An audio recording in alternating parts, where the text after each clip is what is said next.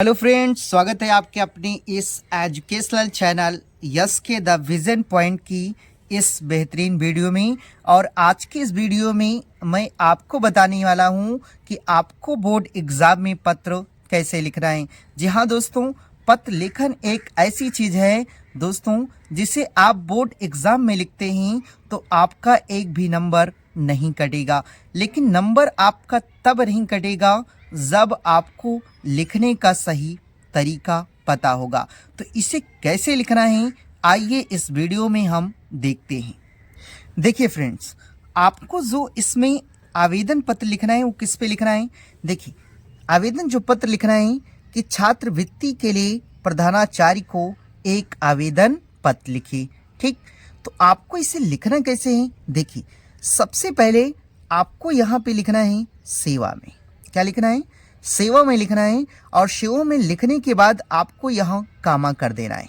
ठीक, तो कामा करने के बाद आपको लिखना है कि श्रीमान प्रधानाचार्य जी, श्रीमान प्रधानाचार्य जी, केंद्रीय विद्यालय प्रयागराज। और ये कोई ज़रूरी नहीं कि यही विद्यालय हो, यानी आप किसी भी विद्यालय का यहाँ नाम लिख सकते हैं। तो आपको लिखना है कि केंद्रीय विद्यालय प्रयागराज। ठीक, इतना करना है।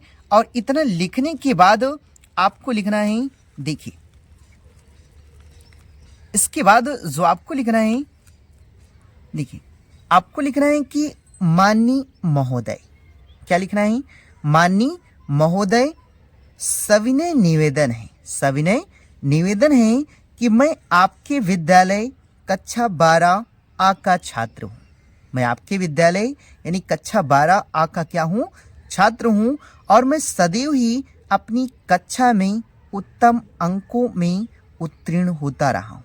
यानी कि मैं सदैव से यानी कि अच्छा अंक प्राप्त करता आ रहा हूँ, या कह लें कि अपनी कक्षा में उत्तम अंकों में उत्तीर्ण होता रहा हूँ। ठीक, और इतना ही नहीं, वाद विवाद प्रतियोगिता तथा खेलों में भी सक्रिय भाग लेकर पुरस्कार जीतता रहा हूँ। यानी कि आपके विद्यालय में जितनी भी खेलकूद प्रतियोगिताएं हुई हैं उन सभी में मैंने भाग लेकर के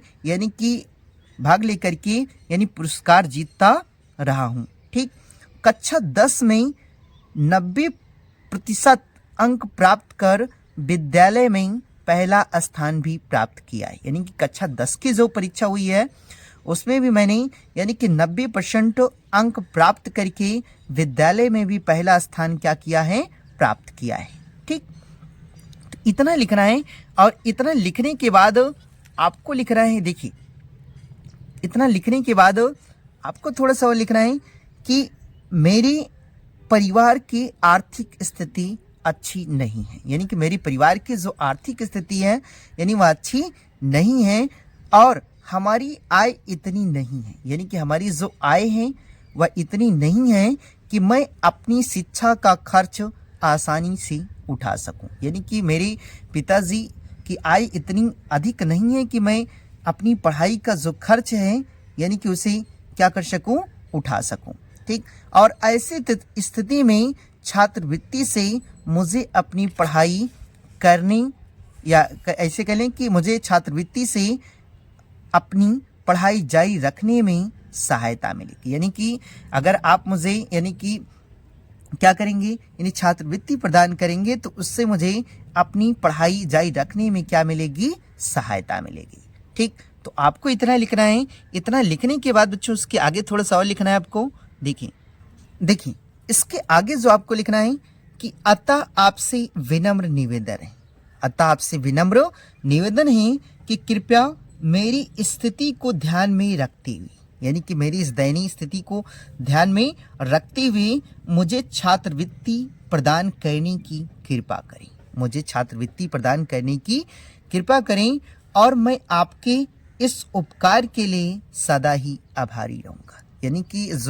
यानी कि आप देखिए यहाँ लिखा था कि मैं आपके इस उपकार के लिए सदा क्या रहूँगा? आभारी रहूँगा। किस उपकार के लिए? यदि आप मुझे क्या करेंगे? छात्रवृत्ति प्रदान करने की कृपा करेंगे।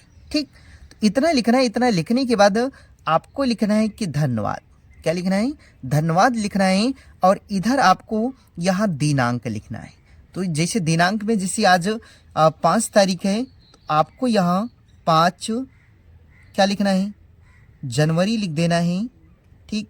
और उसके बाद 2000 करके आप चाहे डेट डेस कर दीजिएगा या 2025 लिख दीजिएगा, ठीक। तो इतना लिखना है। उसके बाद इतना लिखने के बाद आपको इधर लिखना है आपका आज्ञाकारी शिष्य, ठीक। आपका आज्ञाकारी शिष्य का ख गा, ठीक, इतना लिखना है।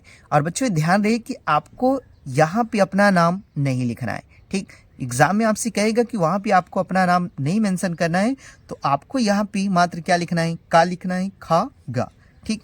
ये इतना क्या करना है, लिख देना है। तो बच्चों अगर आप इतना लिख देते हैं तो आपका ये जो लेटर है पूरी तरह समाप्त हो जाएगा, ठीक। तो आई होप कि आपको यह लेटर यानी कि पत्र पसंद आया होगा। और अगर आपको यह पत्र पसंद आया है तो इस चैनल को लाइक, सब्सक्राइब और शेयर करना ना भूलें, ताकि मेरी कोई भी वीडियो हो वो आप तक सबसे पहले पहुँचे। तो मिलते हैं एक नई वीडियो में, तब तक के लिए धन्यवाद।